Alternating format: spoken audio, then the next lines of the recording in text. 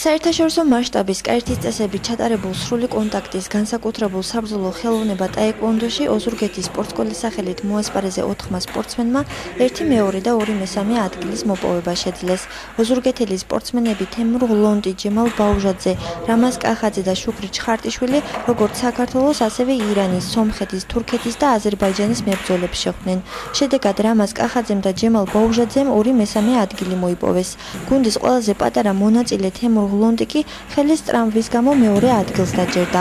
სპორტსმენები მედლებით და საერთაშორისო დონის სიგელებით დაჯილდოვდნენ. საპატიო სიგელი მათ მწვრთნელს ირაკლი ტუღუშსაც გადაეცა. ძალიან კარგი ტურნირი იყო, ძალიან დიდი კმაყოფილებით დავრჩით. 2 წარმომადგენელი შეხვდა ირანელის, 1 მოუგე, 1 წავაგე. ამჟამად მესამე ადგილი დავუკვირდი ოზურგეთში. 4 ჭხუვი აზერბაიჯანელთან, სომეხთან და ირანელთან ფინალში ტრამვის გამო წავაგე და დავუკვირდი მეორე ადგილით ოზურგეთში. ძალიან სერიოზული შეჯიბრი იყო. 150 მონაწილე იყო.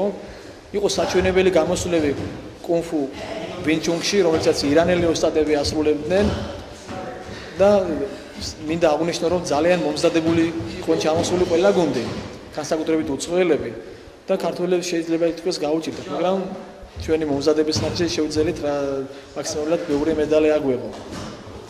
საომაროთაც იგეგმება დიდი ჩემპიონატები, დიდი შეჯიბრებები. ჩვენი გუნდი სასპორტო სკოლის ტაეკვონდოს გუნდი ისევე მზადება და ყველა ეცდება რომ მეტი მედალი მოიპოვოს.